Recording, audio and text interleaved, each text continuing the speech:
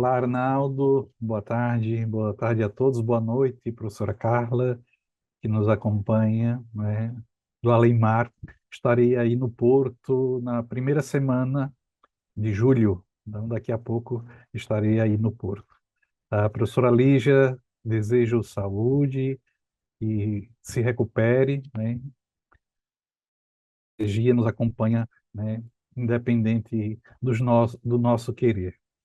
Então, boa tarde a você que está nos acompanhando. Eu quero agradecer a organização do evento e agradeço especialmente ao professor Arnaldo por nos convidar para estar nessa mesa, nesse evento aqui, já no final do dia, com muitas coisas que foram apresentadas, muitas coisas que foram debatidas, né? Vocês estão vendo aí a apresentação? Tudo ok? Sim, tá tudo ok, Fernando. Tá. Eu vou então trabalhar com vocês uns aspectos teóricos e também apresentar algo que a gente faz aqui. Eu vou pedir, professor Arnaldo, quando me faltarem 3 minutos, você me sinaliza, tá? Porque quero ser fiel também ao tempo, tá? Nós vamos trabalhar com o papel do lúdico na construção de ambientes de aprendizado inovadores com tecnologias digitais. E aqui eu recupero dois elementos que foram apresentados pela professora Carla, né? Tanto a questão da tecnologia como a questão da ludicidade. É algo que nós defendemos e que eu espero provocar vocês que estão nos assistindo nessa tarde. E aí eu quero provocar exatamente apresentando aqui o mar de Alagoas, o mar de Maceió. Eu estou falando de Maceió, né? Professora Carla, a praia mais bonita do Brasil, tá? Está em Maceió, e eu fico pertinho dela. E olhando para esse mar, eu fico sempre refletindo nesses processos de formação de professores. E aí eu já convido a todos para virem de férias aqui para Maceió. Então, estou falando desse lugar, né, que às vezes é um pouco complexo. As pessoas perguntam assim: como é que você consegue trabalhar? Né? As pessoas só vão aí para tirar férias, né? Mas a gente consegue utilizar esse aspecto e vocês vão entender lá no fim da minha fala por que que eu começo exatamente com essa imagem do mar aqui da Praia de Jatiuca. Tá? Eu sou líder do grupo de pesquisa Comunidades Virtuais, nós participamos de uma rede, são 4 instituições públicas no Brasil. A UNEB, que é estadual da Bahia, a Federal da Bahia, o Instituto Federal Baiano e a Universidade Federal de Alagoas. E nós discutimos exatamente toda a problemática da cultura digital, e aí a professora Carla já falou exatamente dessa questão, desse mundo que a gente vive, permeado pelas tecnologias digitais. Então, nós discutimos, refletimos e produzimos a partir desse contexto da cultura digital. E aí a gente trabalha com os diversos artefatos culturais advindos dessa cultura digital. Sejam jogos digitais, realidade aumentada, realidade virtual, robótica, gamificação. Então, a gente tem buscado trabalhar nessa perspectiva. E hoje eu quero trazer para vocês 3 grandes categorias: a cultura digital, a ludicidade e a metacognição. São categorias que aqui estão aparecendo de uma forma, eh, parece que elas estão separadas, mas é só uma apresentação didática. As 3 categorias, elas andam imbricadas, elas andam configuradas uma na outra, né? Então, a cultura digital é exatamente todo esse contexto que a professora Carla já antecedeu, não vou aprofundar, mas que exige de nós, professores, e também dos nossos alunos, competências. Competências para o acesso à informação, para a criação de conteúdo, para a solução de problemas e para o desenvolvimento do pensamento crítico. Quando a gente está falando de cultura digital, a gente não está falando só da cybercultura, né? A cybercultura, como Pierre Levy já nos apresenta, a cybercultura é aquela cultura que ela se dá no mundo virtual, no contexto virtual, tá? Mas a cultura digital é aquela que extrapola o mundo cyber, o mundo virtual. Então, nós absorvemos da cultura, da cybercultura, posicionamentos, formas de aprender, formas de comunicar. Nós utilizamos do mundo virtual no mundo que não é virtual. Nós aproveitamos, né, e fazemos esses aprendizados. Eu costumo dizer que a cybercultura ela é um subproduto da cultura digital, porque a cultura digital ela nasce antes da cybercultura. Ela nasce exatamente com os dispositivos digitais.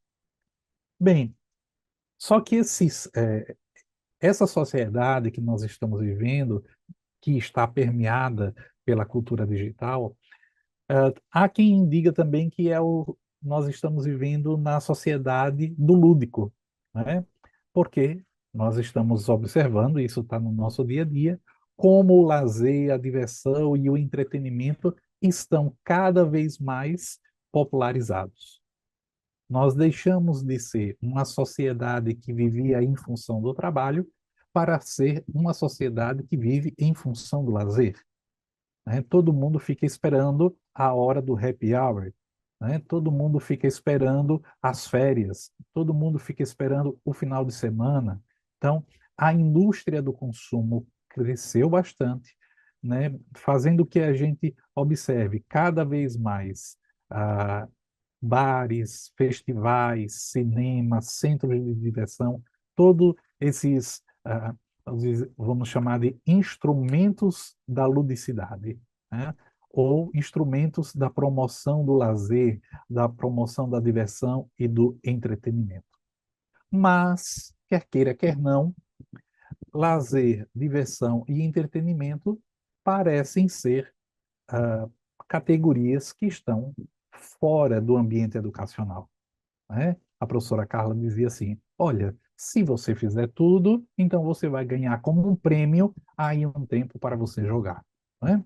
E exatamente a gente está provocando, quando a gente pensa na formação de ambientes virtuais ou ambientes permeados de tecnologia para a promoção da educação, nós estamos provocando uma reflexão sobre uma dimensão do ser humano, que é o lúdico. Nós, seres humanos, nós não somos só cognitivo.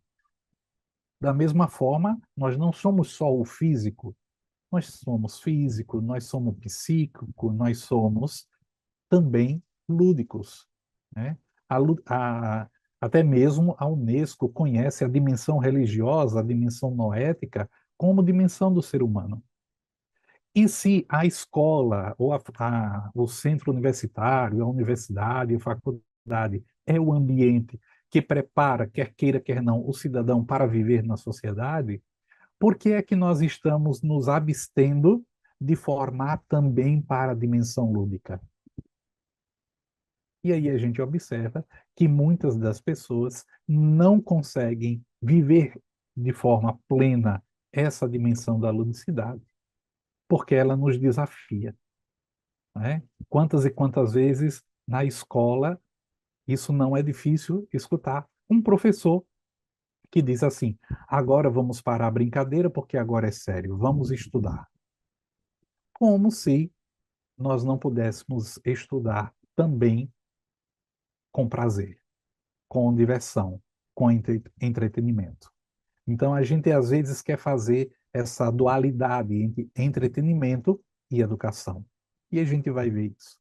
Quando a gente está falando de lúdico na educação, nós estamos falando na disponibilidade de jogos, brincadeiras, músicas, histórias, tudo aquilo que diversifica e torna a aprendizagem prazerosa.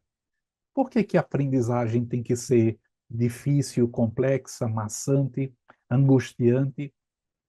Quantas e quantas pessoas nós estamos reconhecendo que estão em adoecimento psíquico, principalmente isso ficou muito evidente da pandemia para cá, porque estão em processos, por exemplo, de mestrado e doutorado. Existem estudos no Brasil que indicam que os ambientes de formação técnica qualificada, os mestrados e os doutorados, estão adoecendo a nossa população. Por quê? Então, fica exatamente a questão: por que que estudar tem que ser difícil? Porque não pode envolver a dimensão lúdica do ser humano. E aí a gente vai ver que tem um contexto histórico também que está envolvido nessa situação. E a educação, ela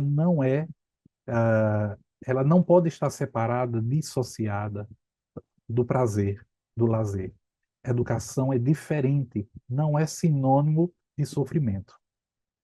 A criança, ela faz com o prazer o que em outra ocasião seria sofrível. A gente vai reconhecer exatamente que o próprio Huizinga vai dizer que o jogo ele faz parte da natureza humana, né? Antes mesmo que existisse cultura, já existia o aspecto do lúdico. Os egípcios, os maias, os romanos, os incas já utilizavam jogos em processos educacionais, seja para educar para a caça, para ensinar às crianças os princípios da agricultura, para ensinar aos jovens defesa e ataque.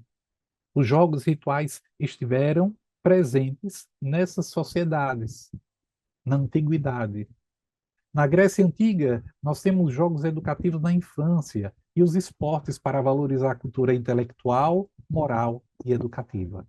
Porém, todavia, entretanto, quando a gente chega mais ou menos no século IV, com a ascensão do cristianismo, nós vamos ter um incentivo para uma visão moral da vida e uma visão punitiva da vida, né? A salvação está atrelada ao sofrimento, segundo a visão cristã.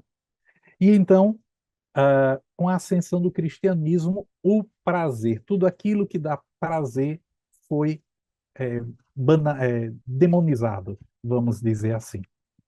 Porém, na Idade Média, na própria Idade Média, pelo próprio cristianismo, a gente vai ver que volta-se à dimensão do lúdico, volta-se à percepção que o ser humano é um ser inteiro e que o ser humano ele não pode ser educado apenas cognitivamente. Nós precisamos educar fisicamente, nós precisamos educar psiquicamente, nós precisamos educar, inclusive, para o lazer, para o entretenimento. Quantas e quantas pessoas, quando chegam na época da dita aposentadoria, ficam perdidas e deprimidas porque não sabem o que fazer com a vida quando não estão a trabalhar, quando não se tem mais o trabalho. Por quê? Porque não aprendeu a se divertir, não aprendeu que o ócio faz parte também de uma vida de aprendizado. A partir da Revolução Industrial, essa dicotomia entre lazer, entretenimento, jogo, ficou ainda mais evidente. E quer queira, quer não, hoje ainda nas nossas escolas, por exemplo, nas universidades, isso é mais complicado ainda. Mas nas nossas escolas, qual é o local da educação física? A educação física, ela foi escanteada, sucateada. Normalmente, ela é a última aula daquela manhã ou daquela tarde.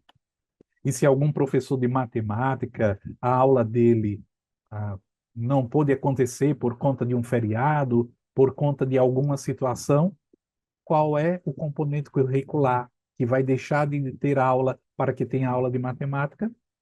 Educação física. A educação física ficou sucateada, e isso já mostra como nós não sabemos trabalhar com o lúdico. E aí eu vou trazer também, né, nessa história que nós estamos contando, os jesuítas, né? Se com o cristianismo a gente vê essa separação, é também com o cristianismo, por meio dos jesuítas, que a gente vai observar que atividades lúdicas são incorporadas de formas educativas. Evidentemente que nós não vamos entrar no mérito dos objetivos, de por quais razões eles usavam, mas a gente começa a perceber que se já se usa aspectos, atividades lúdicas. Quando a gente está falando de lúdico, a gente está falando de tudo aquilo que permite o bem-estar. Quando nós estamos falando de lúdico, e aí eu vou pegar emprestado esse conceito que é de Cipriano Lucchesi, um grande educador, que ele vai dizer, olha, o lúdico é aquilo que nos permite sentir bem-estar, que é muito mais do que o prazer, é aquilo que nos permite estar bem comigo, com os outros, com o mundo ao meu redor. E a ludicidade, nesse sentido, promove autoestima, autoconhecimento, atuação plena, liderança, inovação, relações múltiplas, confiança, transformação, criatividade. O lúdico é esse estado interno de plenitude, de liberdade, de entrega total. Pode ter uma manifestação externa, mas é subjetivo. Por exemplo, aquilo que é lúdico para o professor Arnaldo pode não ser lúdico para a professora Lígia, né? Então, aquilo que é lúdico para o Fernando pode não ser lúdico para a professora Carla. Então, nós precisamos entender que nós vamos trazer para o ambiente da educação esse aspecto, primeiro, porque é algo do ser humano, e nós precisamos educar para essa integralidade. Nós não podemos educar apenas para uma dimensão. Nesse sentido, né, quando a gente fala da integralidade, a gente está falando também do desenvolvimento do pensamento humano, tanto os aspectos cognitivos como os metacognitivos.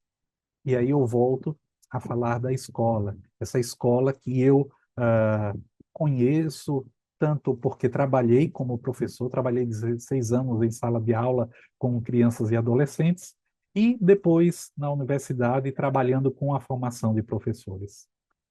A escola, a gente observa que a escola trabalha muito bem os aspectos cognitivos, as estratégias de ensaio, de elaboração, de organização. Mas as estratégias metacognitivas, ou seja, o pensar sobre o pensar, essas estratégias de planejamento, monitoração e regulação, elas também são escanteadas. E aí, a nossa provocação, além de trazer o aspecto lúdico, é aproveitar o lúdico para a promoção das estratégias metacognitivas. Eu vou passar aqui essas estratégias para que a gente possa refletir assim. Eu não sei como é que estamos de tempo, né? Como Fernando, estamos? 16 minutos. Ah, tá, ok. Então tenho 4 minutos, tá vendo? Eu estou quase bom no tempo, né? Sempre me perguntam quando é que nós podemos inserir uma atividade lúdica no contexto da sala de aula? Seja isso na educação básica para crianças e adolescentes, seja isso em formação de professores. Nós podemos trabalhar com atividades lúdicas, e aqui volto, os jogos, a música, as brincadeiras, tá? Antes do assunto, durante a explicação do assunto ou depois do assunto. Não adianta você querer fazer uma dinâmica, você querer inserir um jogo na sua aula, se você não pensar quais serão os seus objetivos pedagógicos, tá? O aluno percebe exatamente quando o professor não está utilizando, eu vou dizer assim, de fidelidade pedagógica, tá? Então nós precisamos planejar, pensar antes, qual é o melhor momento para inserir essa atividade lúdica, tá?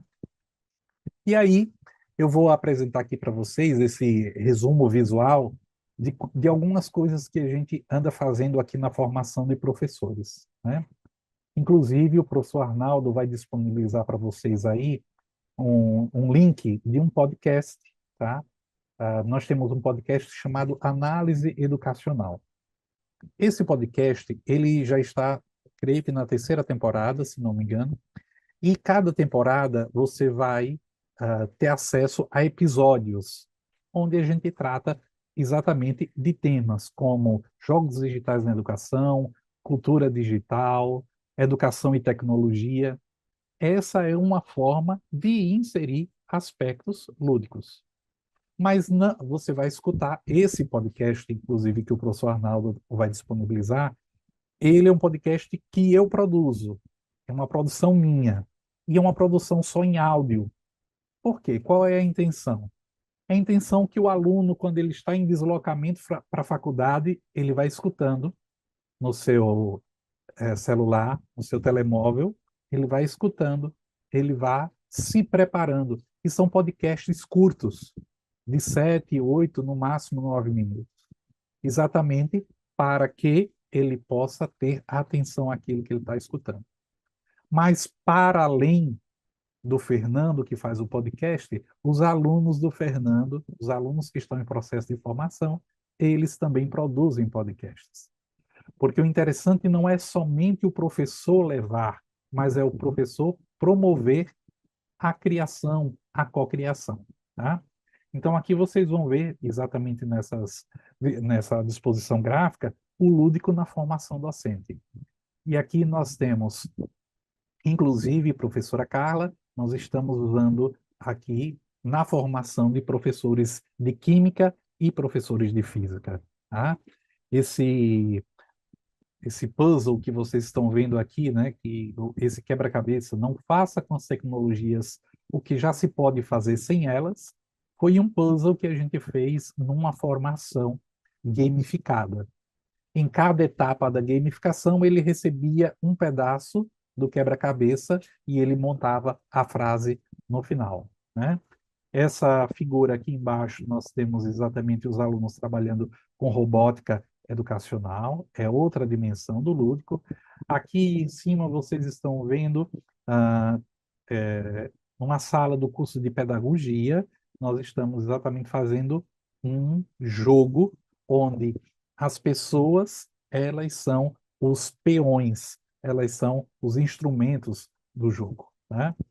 E a professora Lígia já sabe que o professor Fernando, ele gosta muito de cantar, né? Então é outra coisa que eu trago sempre para as minhas aulas. Aqui, né, vocês estão vendo a utilização de outros elementos. No topo da tela, vocês estão vendo um jogo de trilha. Ele foi construído pelos alunos do curso de pedagogia para um ambiente não formal. Que ambiente era esse? Esse era para crianças que estão numa casa de adoção. Então, os meus alunos preparam jogos, depois que eles vão à casa de adoção, conhecem as crianças, olham quais são as temáticas que são significativas para aquelas crianças, voltam para a faculdade, preparam o jogo, testam o jogo e depois levam para trabalhar com as crianças, né? Então, aqui são algumas coisas que a gente tem utilizado na formação e continuada. O lúdico para formar e formar para o lúdico. Essa tem sido a nossa proposta, sempre trabalhando os aspectos cognitivos e metacognitivos. Eu vou disponibilizar para vocês o link dessas 3 obras. São 3 e-books gratuitos, onde a gente traz exatamente vários experimentos, vários textos nossos, da nossa rede de pesquisa e também de outros pesquisadores do Brasil e também de Portugal, que trabalham exatamente tecnologias digitais, inovação, jogos digitais. Eu vou disponibilizar aqui o link para vocês daqui a pouquinho, tá certo? Esse aqui era o QR Code do podcast Análise, mas o professor Arnaldo já deve ter disponibilizado para vocês, né? Então, agradeço a paciência, a atenção de vocês, e agora vocês entenderam, né? Nada do que foi será de novo do jeito que já foi um dia. Tudo passa, tudo sempre passará. A vida vem em ondas como o mar, no indo e vindo infinito. Convido vocês para fazer tudo de novo, para fazer tudo de novo, trazendo o lúdico para a sua proposta educacional. Muito obrigado. E eu vou chamar o Silvio, meu colega Silvio Consoni, para fazer a mediação da mesa a partir de agora, discutindo, a partir também das questões, dos comentários, dos elogios, enfim, que o pessoal do chat foi colocando durante as apresentações. Silvio, a palavra está com você. Obrigado, Arnaldo. Boa tarde a todas e a todos. Primeiramente, eu gostaria de agradecer e parabenizar pelas falas, das professoras, né, Carla, Lígia e do professor Fernando. Parabéns por vocês trazerem exemplos tão ricos e bonitos, né, dentro dessa temática, onde a gente mostrou, né, esses ambientes de aprendizado inovadores, suas tecnologias, gamificação e também falamos um pouquinho aí de metacognição. Parabéns aí. Tenho certeza que isso instigou um grande número de dúvidas, curiosidades que eu vou acabar colocando aqui para vocês para a gente conversar, tá bem? Bem, começando numa pergunta talvez mais geral para os três, uma das perguntas que nós recebemos foi assim: atuo no ensino superior, temos tido muita resistência dos alunos com atividades ativas de aprendizagem. Os alunos avaliam como terem maior interesse em aulas tradicionais. Acontecem com vocês também?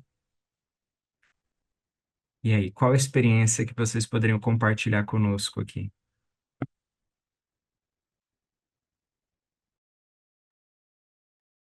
Acho que eu vou me colocar aqui para começar a conversa. Acontece todo o tempo, para quem perguntou, porque eu mostrei uma iniciativa dos cursos à distância, mas eu também sou professora, estou em sala de aula, e claro que eu não poderia deixar de aprender com essas interações, essas possibilidades, e levar para a minha sala de aula. Eu ministro a disciplina na graduação de evolução e de genética. E eu também passo por esse mesmo olhar, né? Eu vejo assim, o novo tira as pessoas da zona de conforto, e o mais fácil é voltar para a zona de conforto. Então, no ensino que os nossos estudantes estão acostumados, tudo está pronto, né? E especialmente está muito bem fechadinho, dimensionado. Eu devo aprender aquilo que o professor colocou aqui. E quando você traz uma perspectiva mais dinâmica, o espaço está aberto, e hoje nós temos informação de toda origem, de toda a natureza. Então, é desconfortável para o professor e é desconfortável para o aluno, porque o aluno entende que ele pode ir muito mais longe do que aquilo que o professor colocou, e às vezes ele tem até medo de avançar, e é muito desconfortável para o professor, porque o meu aluno pode me colocar algo que eu não domine, que eu não consiga. Então, há que ter uma tranquilidade de entender que a informação disponível hoje é infinita, imensa, infinita não, né, mas muito grande, e que todos nós precisamos aproveitar isso, sabendo o que aproveitar, e não ter medo das mudanças, né? Eu costumo dizer que hoje, e aí com cuidado a gente vai trabalhar, eu não consigo dar mais uma aula tradicional, minha gente, me desculpe, mas se eu tivesse que sentar na minha sala, me ouvir, eu não me ouviria, porque eu fico, né, angustiada. Então, assim, essa é a minha visão como professora, que eu coloco para vocês, e o meu entendimento do porquê que a gente recebe inicialmente esse olhar. Mas depois que os alunos compreendem a proposta, fica muito rico, e a gente ganha muito no processo.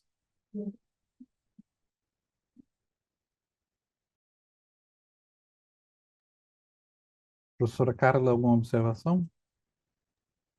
Sim, mas se quiser avançar, professor Fernando, tudo muito bem, posso falar As depois. damas primeiro. Então, muito obrigada pela gentileza.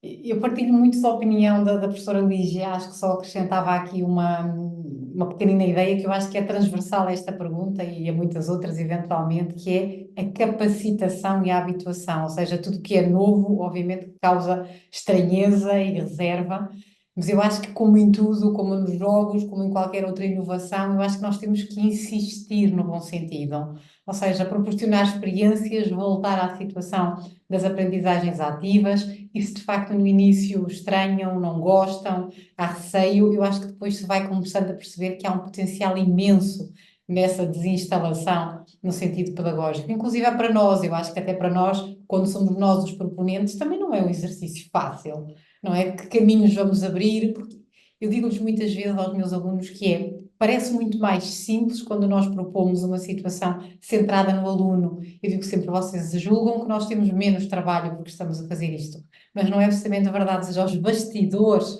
de preparação. O durante e o depois são muito mais intensos do que chegar a uma aula e ministrar tradicionalmente o conteúdo, seja ele qual seja. E, portanto, eu digo sempre que o trabalho é muito maior, mas a recompensa é proporcional ao investimento. Portanto, eu acho que é uma questão de insistir no sentido positivo para criar habituação e reconhecimento da mais-valia nessa abordagem. Portanto, só este acrescento. Passava ao professor Fernando, que teve então a gentileza de me deixar falar. Muito obrigada. Obrigado, professora Carla. Ah, eu vejo, sabe, professor Silvio, professora Lígia, professora Carla, professor Arnaldo e todos aqueles que nos acompanham, que a situação ela é um pouco mais complexa do que parece, né? Porque na atual conjuntura, na nossa sociedade, qual é o papel da escola? E qual é o papel da universidade? Porque nós precisamos refletir por que que a universidade existe? Por que que a escola existe? E qual é a visão que a sociedade tem da escola? Porque quer queira, quer não, o professor ele pode trabalhar com metodologias ativas, com tecnologia, ele pode fazer um show na sala de aula. No outro dia vai estar o pai da criança a perguntar por que que ele não está trabalhando o livro, o conteúdo, não é? Porque a mãe vai chegar, Lígia, com o caderno, o caderno do meu filho está em branco, ele não copia nada nessa escola, né? Então, nós precisamos revisitar os conceitos de escola, de universidade. Há também uma visão ainda de que, quando se fala de metodologias ativas, parece que as metodologias ativas foram criadas agora com as tecnologias digitais. Desde a década de 1970 que nós temos metodologias ativas. O problema é que nós queremos trabalhar metodologias ativas, mas nós não queremos dar autonomia. E não tem como dissociar. Se eu quero trabalhar com metodologia ativa, eu quero e preciso trabalhar com a promoção da autonomia. E aí eu vou contar uma história que aconteceu comigo. Eu cheguei no curso, eu estava no curso de pedagogia como aluno, e a professora atrasou 15 minutos, 20 minutos, 40 minutos. Nós, como bons alunos, não é, do curso, fomos até a coordenação reclamar, porque nós gastamos transporte, perdemos o nosso tempo indo para a faculdade e a professora não tinha chegado. Só que a professora estava no estacionamento, estacionando o carro. E ela chega então na sala de aula e ela pergunta: isso no século passado, tá, gente? Mas já existia celular, só para a gente contextualizar o tempo. Ela chegou na sala e disse assim: eu pensei que eu estava numa sala de universitários, mas vocês estão agindo como crianças que estão esperando o professor entrar para dizer o que tem que estudar. Vocês têm o plano da disciplina, vocês têm o livro, têm a biblioteca, por que não se reuniram e começaram a trabalhar o assunto que vocês já têm no programa? Por que que tem que esperar o professor? E aí, naquele dia, eu queria um buraco para me enterrar, né? Mas depois eu fiquei refletindo como a escola não nos prepara para a autonomia que muitas vezes a gente quer que os nossos alunos do ensino superior tenham. E aí, por que que os nossos alunos do ensino superior preferem as aulas, eu não vou chamar de tradicionais, eu vou chamar de aulas expositivas? Por que que os alunos querem a aula expositiva em que o professor está falando? A professora Lígia já adiantou, não é? Porque eles querem que o professor faça, que o professor dê, né? A gente até usa, né, a palavra eu dei tantas aulas hoje, tá? O aluno não quer se envolver, mas não é porque ele não quer, é porque ele não aprendeu a ter autonomia. Então a gente se pergunta, qual é o papel da escola hoje? Qual é o perfil? E aí volta a questão das competências, que na Europa tanto se discute e que o Brasil ainda é resistente a discutir. Quais são as competências que nós precisamos desenvolver com os nossos estudantes para que eles voltem ao mercado de trabalho, para que eles vivam com suas famílias, que eles vivam na sociedade? Quais são as competências, né? E como a autonomia está presente nisso tudo? Bem, eu vou me abster de falar mais, porque já viram que falo com um rádio de pilha com bateria nova e tem muita pergunta aí pela frente, não é, Silvio? Com certeza. Muitíssimo obrigado aí pela riqueza das experiências e opiniões que vocês trouxeram. Ajuda, acho que muito, cada um de nós dentro da sua sala de aula, né? E até como experiência própria, é uma decisão, né, usar metodologias ativas e nunca é consensual entre os alunos. Alguns adoram, outros não, né? Então é interessante a gente perceber como existe também um fator individual, né? E quanto maior essa sala, maior a diversidade que a gente encontra, o que é muito interessante, enriquece o trabalho, né? Mas vamos lá. Eu tenho algumas perguntas aqui para a professora Carla, mas Lígia e Fernando, sintam-se à vontade para complementar caso vocês gostarem, tudo bem? A primeira delas é assim, olha, quais seriam as principais competências digitais em cursos de formação de química? Quais são as principais barreiras dessas tecnologias na química?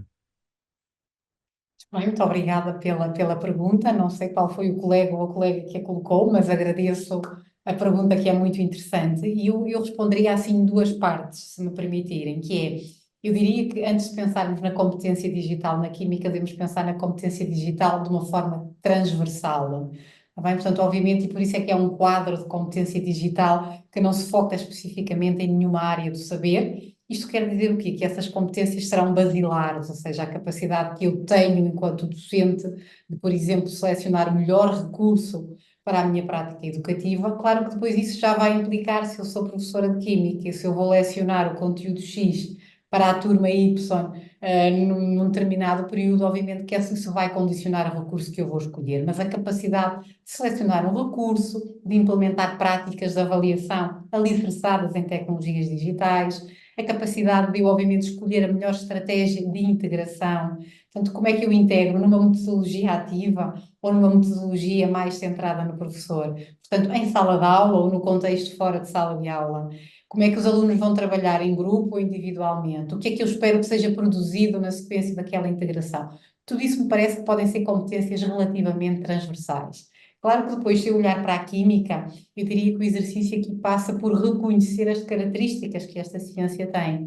E que é uma ciência que tem uma linguagem muito particular, portanto, enfim, há quem diga que é uma linguagem codificada, muito hermética, e, portanto, se calhar eu tenho que me capacitar digitalmente para tornar esta barreira da linguagem, se calhar, mais compreensível.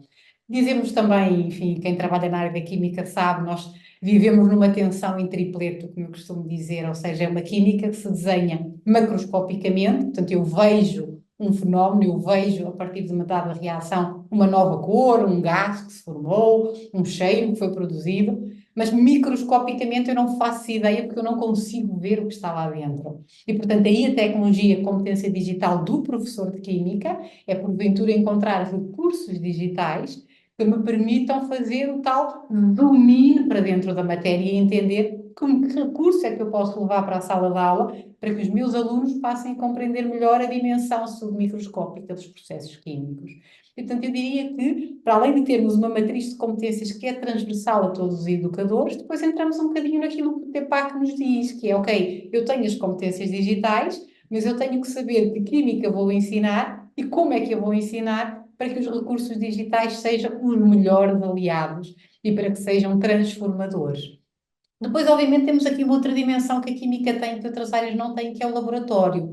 Nós vamos fazer experimentação, não é? Nós vamos desenvolver atividades mãos na massa. E, portanto, se calhar uma competência que é muito importante e cada vez mais importante é eu utilizar a tecnologia, por exemplo, como sistema de aquisição de dados. É uma competência que cada vez mais se coloca ao professor, utilizar a robótica, a programação, a linguagem computacional para me auxiliar no processo de entendimento dos processos químicos. Portanto, eu acho esta pergunta fabulosa e, portanto, quase como o professor Fernando, agora também parece o rádio de pilhas e vou por aqui fora, mas também não queria monopolizar muita discussão.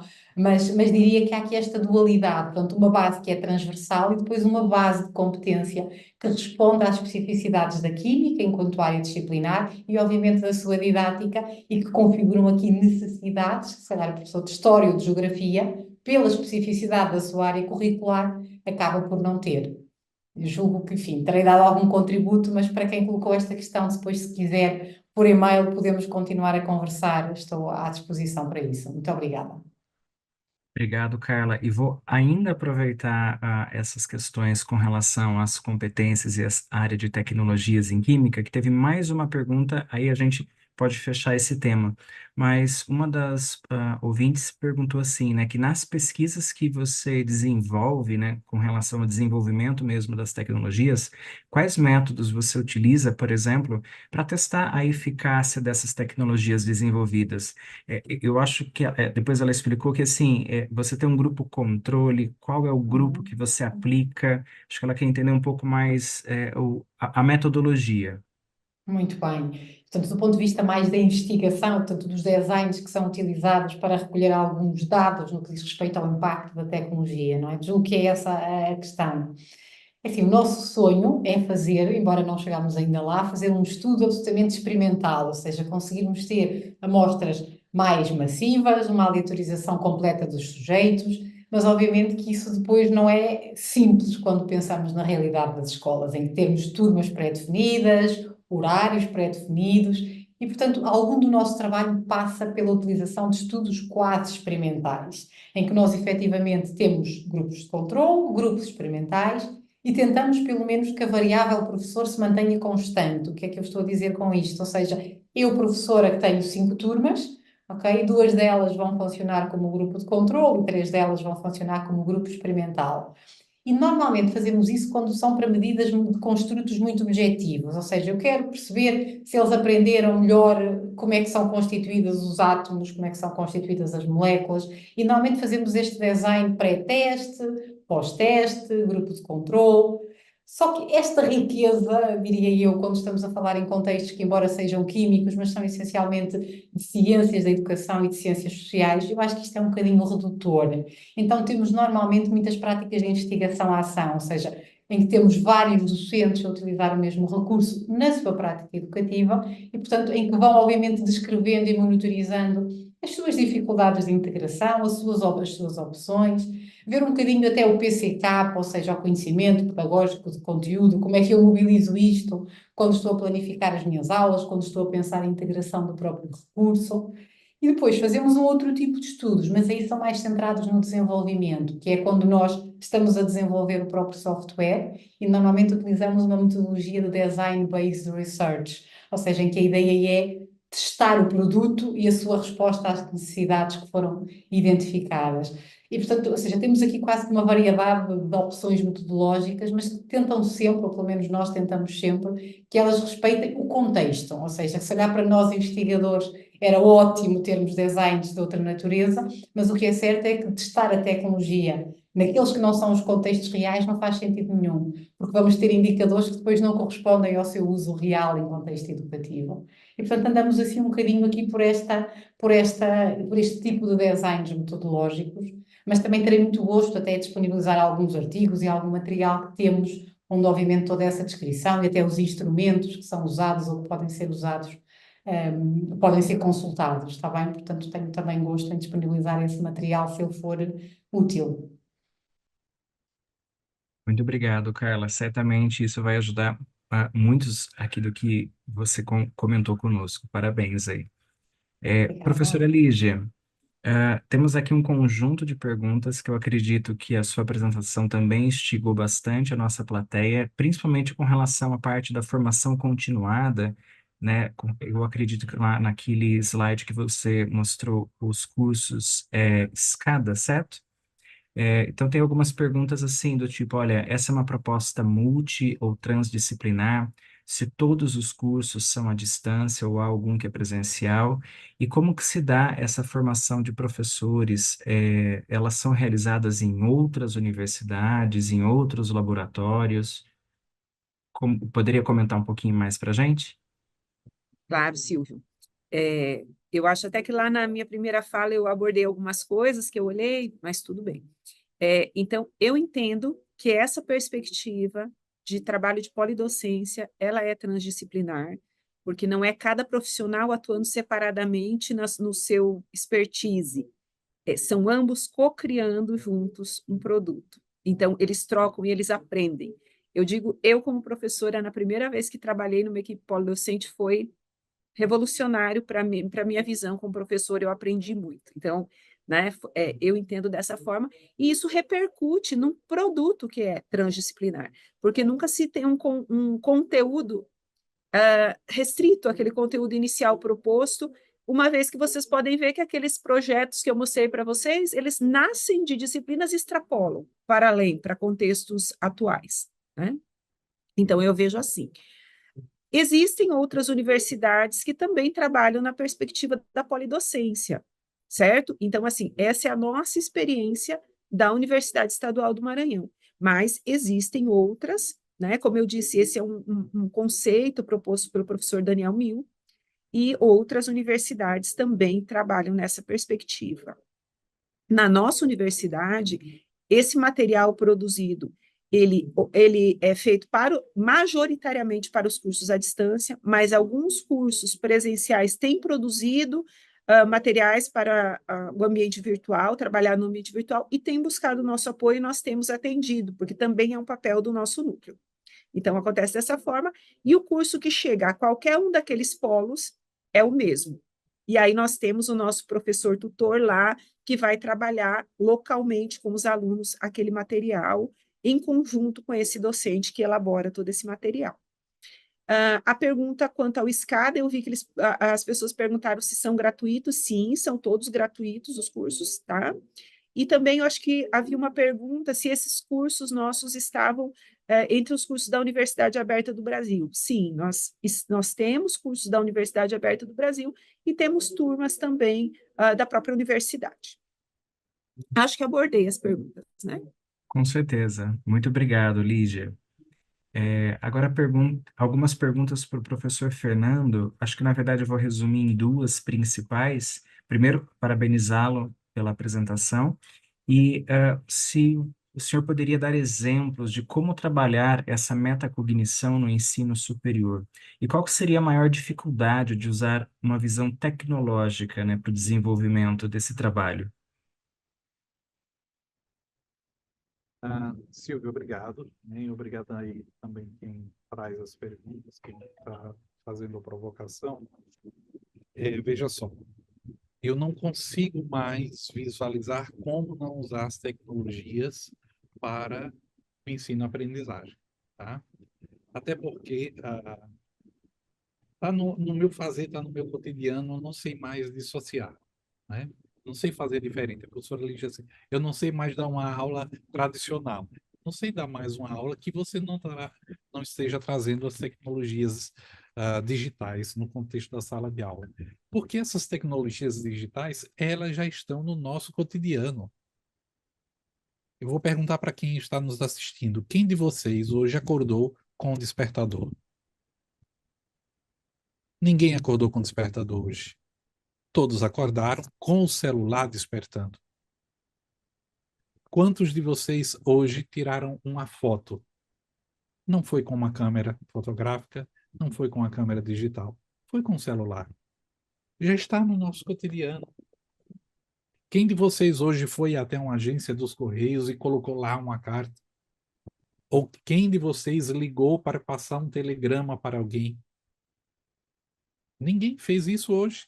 Mas todo mundo aqui mandou uma mensagem pelo WhatsApp, respondeu algum e-mail, né? Então, por que é que na sala de aula a gente tem que dissociar? Por quê? Eu gosto muito de provocar o que está acontecendo hoje no Brasil. Se proíbe a utilização do celular em sala de aula. Ora, se eu proíbo o meu estudante dele ter e usar o celular em sala de aula, quando é que ele vai aprender a usar? E aí nós temos os casos de cyberbullying, nós temos o caso de roubo de dados, de violência, de crianças que estão com o celular filmando os colegas no banheiro. Ora, pornografia infantil. Quando é que as nossas crianças vão aprender a usar se na escola é proibido? Silvio, você tem filhos? Qual a idade? Vai fazer 5. Pois é, como é o nome? Gabriel. O Gabriel, você chega em casa, o Gabriel está com uma faca, andando, brincando de zorro dentro de casa, né? Você vai deixar de ter uma faca em casa só porque o Gabriel pode pegar? Não, você vai chegar, olha, filho, não pode, você vai ensinar. Mas esse artefatozinho aqui, o que é que nós estamos fazendo com ele? Apenas dizendo, você não pode usar em sala de aula, mas não ensinamos como usar, não é? E ora, no momento em que eu convido o meu aluno para que ele possa refletir como usar, eu estou trabalhando metacognição. E aí alguém perguntava, veja, uma coisa já associando a outra. Alguém pergunta, como trabalhar metacognição?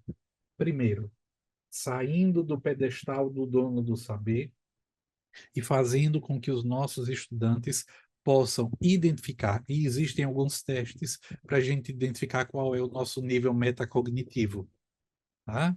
Então, e existem vários, alguns em inglês, outros em português de Portugal, outros em português do Brasil, então a gente vai encontrar esses testes de avaliação metacognitiva. Então, começa com a sua sala de aula perguntando para eles. Eu tinha um professor aqui na Federal de Pernambuco, professor Luiz Schettini Filho, ele dizia: o professor precisa começar a sua disciplina dizendo para os alunos como eles devem estudar a sua disciplina. Um professor de estatística precisa ensinar os seus alunos como eles devem estudar estatística, porque você não estuda estatística como você estuda literatura. Ninguém estuda geografia como estuda matemática. Então, se eu paro para ensinar o meu estudante como ele deve estudar a minha disciplina, eu já estou desenvolvendo um processo metacognitivo. Se nós fizéssemos uma enquete aqui perguntando, e aí uma coisa muito importante, da mesma forma que nós dizíamos que quando vamos inserir metodologias ativas, tem quem goste e tem quem não goste, isso deixa claro que a escola não e a faculdade não pode ter um modelo unificado de ensino. Cada vez mais nós temos que lançar mão de estratégias diferentes, de mídias diferentes. Por quê?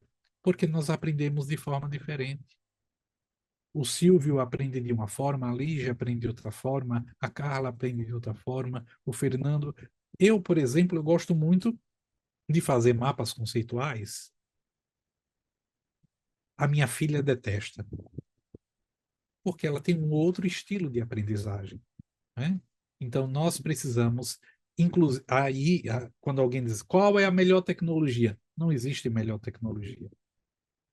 Existe aquela que você vai usar diante do perfil da sua turma. E às vezes uma turma que você entra, quando você entra na outra turma, é outro perfil, e você tem que usar outro recurso. Então, como disse a professora Carla, não é fácil ser professor. Nós, nos bastidores, né, a gente tem que desprender muitas energias para preparar as nossas aulas.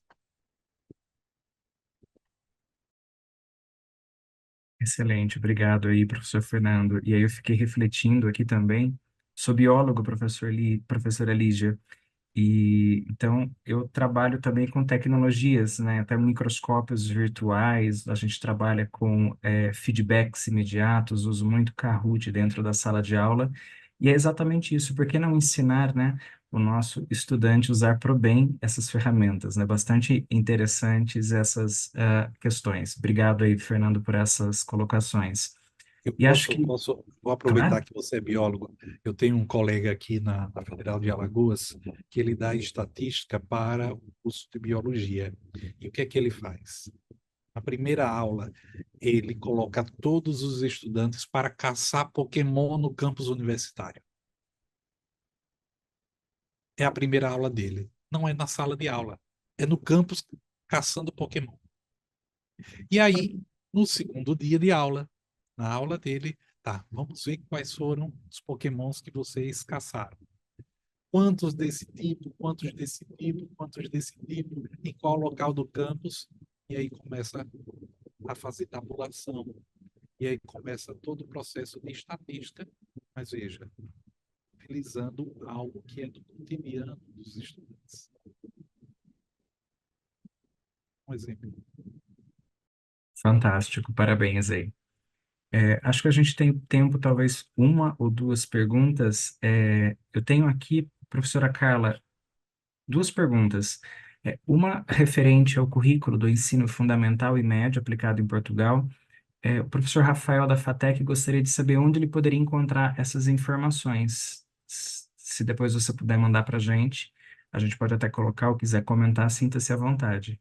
Muito bem, sim, eu posso enviar o link, mas se digitarem no Google Direção-Geral de Educação e se colocarem currículo, e depois basta pôr a disciplina, currículo português, currículo matemática, vão encontrar rapidamente todo esse material que está publicado online e que é transversal a todo Portugal, sendo que Portugal é pequenino e, portanto, só há um currículo para todo o país. Em todo o caso, eu posso depois enviar esses links também se for conveniente, bem, mas está tudo online. Obrigado. E aí, nossa, acho que última pergunta no processo de aprendizagem, professora Carla, quais seriam as consequências da utilização de ferramentas tecnológicas digitais sem, primeiramente, o desenvolvimento de capacidades digitais? Bom, eu acho que aí podemos ir até pegando um bocadinho naquilo que foi dito aqui nas nossas intervenções. Eu estou-me a lembrar de uma das frases que eu partilhei convosco e que tinha a ver com o referencial britânico de capacitação digital dos professores, onde era dito que um professor extraordinário, fantástico, não vai ser substituído pela tecnologia, mas que a tecnologia na mão desse professor fantástico e extraordinário seria transformadora ou transformativa, enfim, como quisermos aqui fazer a tradução. E, portanto, eu pegava nisto ao contrário, dizendo que se o professor não estiver capacitado digitalmente, quer dizer, claro que tudo isto pode ter uma casuística e, enfim, pegando aqui na estatística, pode haver alguma probabilidade de tudo correr bem, mas serão situações muito pontuais. Portanto, eu acho que se não houver competência digital, desde logo poderá não haver o sentido de autoeficácia para se propor à integração. Desde logo as estratégias de utilização podem estar condicionadas, desde logo a exploração do recurso pode ficar aquém das suas potencialidades, desde logo a confiança do próprio professor para se sujeitar a um ambiente de integração quando ele próprio, porque obviamente tudo isto nos põe muito mais em causa do que as tais aulas tradicionais. A probabilidade da internet falhar, do recurso não abrir, de haver dúvidas mais fora da caixa, é muitíssimo maior. E, portanto, eu acho que não ter competência digital e poder integrar, eu acho que é uma batota pedagógica, neste sentido em que, se eu não estou capaz, não devo se calhar fazer até me sentir mais capaz. Talvez até uma questão ética, deontológica e de respeito por aqueles que, obviamente, vão receber aquilo que eu estou a preparar, está bem? Acho que aqui, pronto, começa logo por aí. E depois acho que, de facto, a probabilidade de eu não estar a fazer um bom trabalho é enorme, porque é como ir para a estrada e conduzir sem ter a carta de condução. Se calhar até faço bem, mas o que é certo é que não estou em condições para fazer aquilo. Devo, portanto, certificar-me primeiro que tenho competência para depois poder agir. E, portanto, vamos então primeiro desenvolver as competências e depois vamos fazer a integração dos recursos digitais. Sendo certo também que às vezes temos mais competência do que o que julgamos ter também. Porque às vezes também há uma segurança, uma insegurança extremada e o contrário, às vezes também nos achamos mais competentes do que na realidade vamos sendo. E, portanto, eu acho que aqui também tem que haver, e não é por acaso, só terminando mesmo, sem querer passar o tempo, mas não é por acaso que os próprios quadros de referência começam com um aspecto que é a autoavaliação. Ou seja, qual é a concepção que eu tenho da minha competência digital?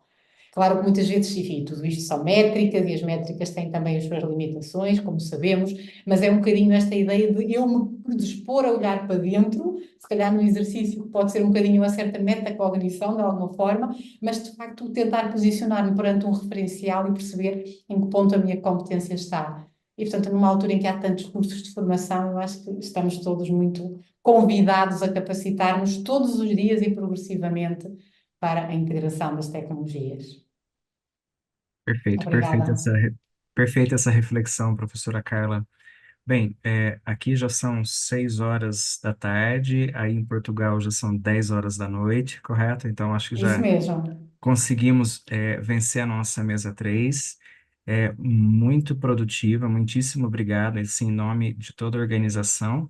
Nós agradecemos os professores Fernando, a Lígia e a Carla, né? Agradecemos também o nosso pessoal que mandou as perguntas. Sabemos que algumas perguntas não puderam ser respondidas dentro desse tempo, mas depois a gente repassa aos nossos participantes. Então, nós gostaríamos muito de agradecer a todos e, Fernando, Lígia, Carla, se vocês quiserem alguma palavra final com os nossos participantes, sintam-se à vontade. Quem colocou a pergunta, e eu vou terminar já agradecer, que o lúdico, a pergunta assim, o uso do lúdico não gera um atraso no desenvolvimento da alfabetização? Vou lembrar de uma musiquinha que no Brasil foi muito utilizada. A de amor, B de baixinho, C de coração. Gente, isso é ludicidade pura. E a gente vai dizer que não alfabetiza? Quantas das crianças da última geração foram alfabetizadas escutando a galinha pintadinha? Nós precisamos revisitar qual é o conceito de lúdico que nós temos. Quantas e quantas vezes eu vejo nas escolas aqueles cubos de madeira com o alfabeto e as crianças estão brincando ali com aqueles cubos e estão sendo alfabetizadas, né? O problema é que nós queremos deixar o lúdico só na educação infantil. Mas nós não perdemos essa dimensão da vida da gente quando a gente cresce. Ela continua como as outras dimensões. Bem, vocês já perceberam que eu tenho muito para falar, né, disso. Quero agradecer, então, esse tempo que a gente teve aqui, nessa quinta-feira. Uma satisfação imensa rever a professora Lígia, conhecer a professora Carla. Obrigado, Silvio, pela mediação. Obrigado, professor Arnaldo, também pelo convite, a reunião que a gente teve antes, e a todos que estiveram conosco acompanhando essa terceira mesa. Tá? Muito obrigado pela gentileza do convite e pelo respeito à nossa trajetória. Obrigado às minhas colegas por esse momento aqui rico de aprendizagem colaborativa. Muito obrigado. Eu tomo então também a palavra para agradecer o convite. Foi um gosto muito, muito grande estar convosco. Muito obrigada por me terem convidado também para esta partilha e para esta aprendizagem em conjunto. Muito obrigada também aos colegas da mesa, ao professor Fernando, à professora Lígia. É um gosto conhecê-los também e discutir estas questões e refletir convosco. E a todos aqueles que estão para lá deste ecrã, portanto, que não consigo ver os rostos, mas que sei que são muitos e que são professores entusiasmados e entusiasmantes e, portanto, que continuem assim, acreditando que temos a melhor profissão do mundo, portanto, porque ser professor é fantástico. E, portanto, as tecnologias só servem para nos dar um bocadinho mais de possibilidades, mas o importante é, de facto, o ser e o professor e acreditar que temos em mãos uma missão absolutamente nobre e, portanto, que saibamos apenas usar as tecnologias só para reforçar essa missão, porque o importante, eu julgo que já temos, que é o gosto pelo que fazemos. E muito obrigada à comissão organizadora, parabéns pelo sucesso do evento e qualquer coisa, enfim, estou sempre à disposição, estejam à vontade para me contactar. Muito obrigada a todos.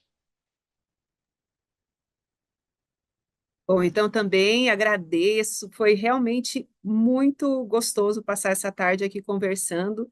Como a professora Carla e o professor Fernando disseram, nós falamos bastante, então a gente podia até 10 horas só a professora Carla que ia ter que dormir, né, professora? Foi um prazer lhe conhecer, um prazer encontrar o professor Fernando, professor Arnaldo, professor Silvio. Obrigada. Muito obrigada a todos os participantes, especialmente pela empatia que demonstraram por mim naquele momento que eu não me senti bem. Gostaria de deixei os links dos canais que eu citei lá no chat. Todas e todos podem participar. Alguns estavam perguntando se, sendo da Unifesp, podem. E queria deixar uma mensagem, que aquele modelo da equipe de polidocência, ele não precisa estar construído em uma instituição, ele pode ser um modelo que a gente construa nas nossas instituições, com os nossos colegas, buscando aquele que tem uma expertise maior numa área que eu ainda não domino, ou, por que não, através da tecnologia, nos grupos que formamos hoje e que podem servir para a nossa construção e nossa formação. Então, um grande abraço, foi um prazer estar aqui. Muito obrigado mais uma vez por essa tarde. Novamente, muito obrigado a todos e a todas vocês. E não posso também deixar de agradecer a nossa equipe, né, que esteve aqui conosco, o André, o Luiz e a Estela, né, acompanhando todas as nossas transmissões. Então, assim, muito obrigado pelo suporte desde a mesa de abertura até agora aqui conosco, tá bem? Muitíssimo obrigado.